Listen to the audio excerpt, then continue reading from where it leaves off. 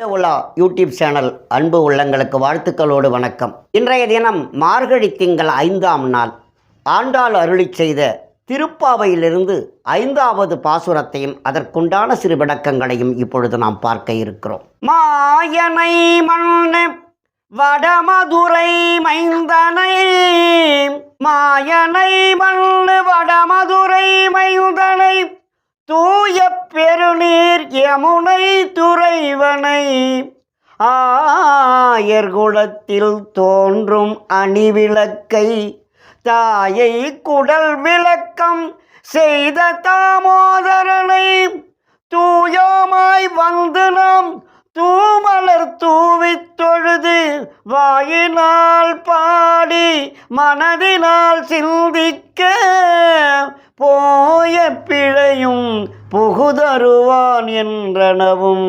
தீயினில் தூசாகும் செப்பேலோர் எம்பாவாய், தீயினில் தூசாகும் செப்பேலோர் எம்பாவாய்.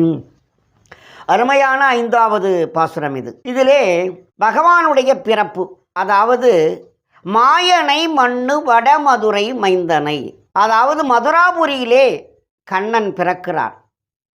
மாயன் அதாவது அவன்தான் மன்னர் குலத்திலே பிறக்கிறான். மாயனை மண்ணு வடமதுரை மைந்தனை, தூய பெருநீர் யமுனை துறைவனை, தூய்மையான அந்த யமுனை ஆற்றில் நீர் பெருக்க வருகிறது.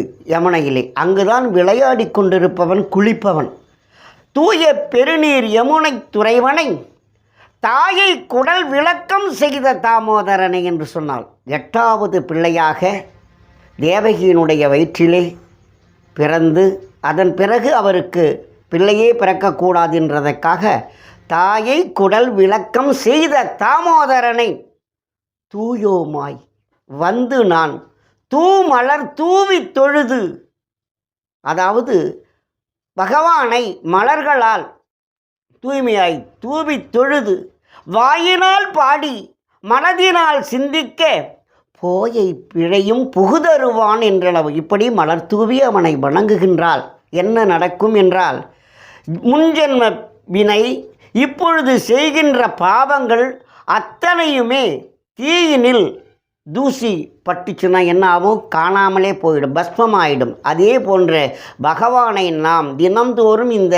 மார்கழி மாதத்தில் பாவை நோன்பு இருந்து பாடி அவனை மனதார நினைத்தால், வேண்டினால் இவ்வளவும் நமக்கு பாபம் பறந்தோடும் என்பதை இந்த பாசுரம் மூலமாக நமக்கு அறிவுறுத்துகிறார். நாளைய தினம் 6வது பாசுரம் நாம் கேட்டு மகிழ்வோம். வணக்கம்.